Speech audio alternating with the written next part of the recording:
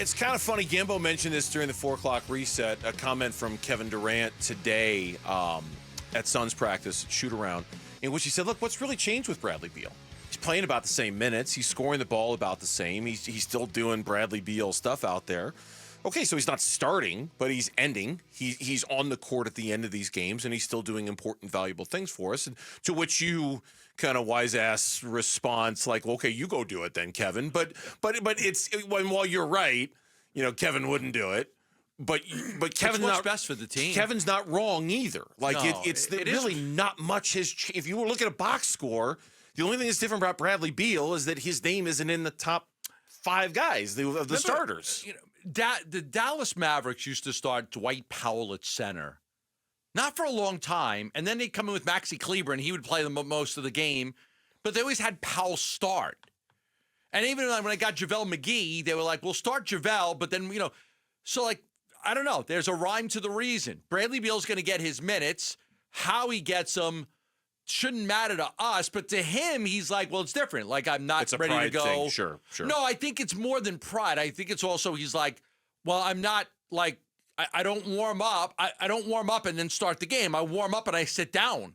And I might be sitting down for 10 or 12 real minutes before I play. And so now I've got to get used to doing that. So that's probably just an adjustment, but guys learn how to do it. Well, yeah, I mean, look, I like Bradley Beal a lot. I think he's got the right attitude about this. I do think some of it is a pride issue when you're so accustomed to when you've been a starter since, 2016? And you're just used to being one of the 5 guys who the PA announcer announces all the time when you come off the bench and things like that. Here's the thing that has changed, and I'm curious to see what you think about this because I don't really know why this would be the case, and I'm curious to see if you have a guess because I don't have really anything on this one. Okay. Devin Booker has now gone 3 straight games in which he's reached 10 or more assists. He was terrific last night with the assists. It's the first time that's happened in his career. And, is it a coincidence that he's done this the same 3 games that Bradley Beal has come off the bench? I mean, it's not like he and Beal are being staggered. He and Beal are on the floor plenty of time at the same time together. So that shouldn't make that much of a difference. But it was interesting, really interesting, to see Tyus Jones kind of play off the ball last night. It was really interesting to see Devin Booker initiate offense. Tyus Jones, there were stretches in that fourth quarter where he wasn't on the floor last night for the Phoenix Suns. That's my answer. In the month of December, Tyus Jones averaged about 30 minutes a game. He averaged about 30 minutes a game. He played 34 against Orlando, 32 against Utah, 32 against Portland, 33 against Detroit, 30 against Denver, 32 against Golden State. This month, so far in 3 games, he's averaging 23 minutes a game. So there's a lot less time on the court with Tyus Jones, which may lead to Devin Booker being able to handle the ball a little bit more and be more of the playmaker that he was used to doing almost all of last year, being that guy when they didn't have a point guard. But why? Why would you go through the process of convincing Tyus Jones and say, hey, come be our point guard for a year, be that thing that we were missing so badly last year, only to cut his playing time by 7 minutes per game in the month of January? Because they're 3 games under 500 and they're in 12th place in the West. They're just trying to look for something different, trying to do something different? Tyus is playing less. Beal's coming off the bench. Nurkic got moved to the bench. Then Nurkic wasn't playing. Dunn got put in the starting lineup. Then you got Oso. I mean, I think that there's a lot of experimenting going on before the deadline to see if there's something that works. I'll give you an example. Tyus Jones last month averaged 5 assists per game. 5 assists per game last month. This month, he's averaging 3.3. So, if you're looking for an answer, I think that 6, 7, 8 minutes a game with Tyus Jones off the court is leading to Booker being more of a playmaker. Oh, no, yes, that's the basic explanation for what's going on. I want to know why. I want to know why Tyus Jones is being. It's not. It doesn't work. I mean, I get the explanation. But why?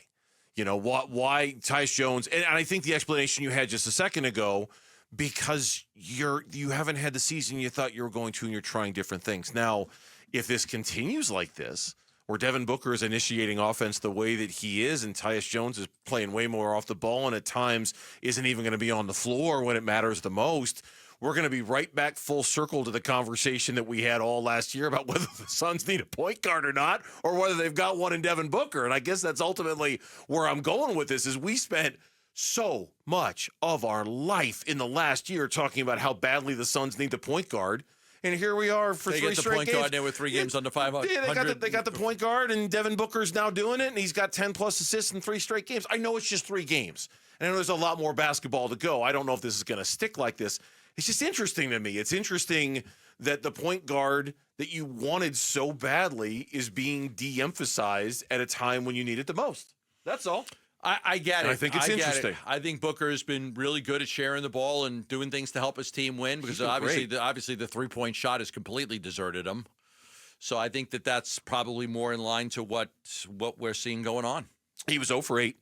Last night he was, 9 of 13 on twos, I think, 0 of 8 from everywhere else. He can't hit a 3. He was he was masterful last night, I thought, in terms of setting other guys up and looking for other guys and doing that Helped stuff. his team win in other ways. Really, absolutely, really good as he continues to try to find his way. Look, at this point, given the season that he's had, I'll find anything that Devin Booker does and take it as a positive if it leads to them winning basketball games, because this has just been such an odd year for him. In every way imaginable, this has been such an odd year for him. He has a great game scoring-wise against Charlotte, and they lose the game. Yeah.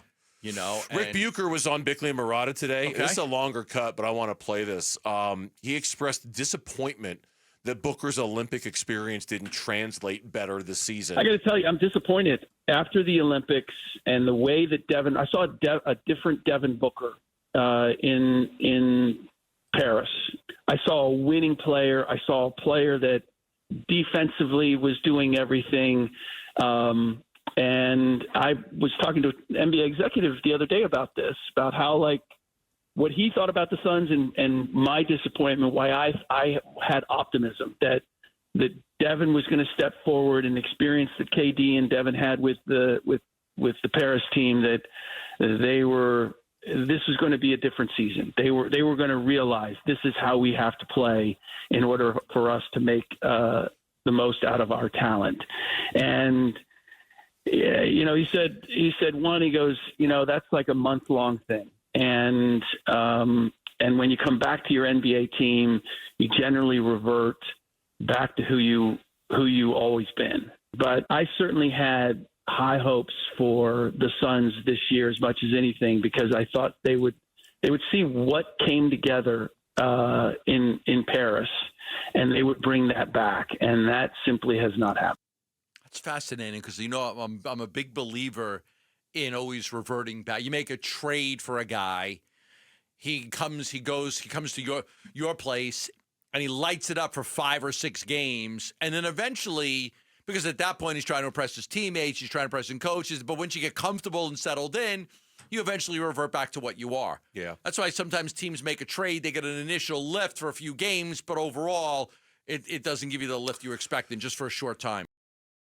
Thanks for watching Burns Gambo. Click to see more from the guys and hit the button in the middle to subscribe so you never miss a video from Arizona sports.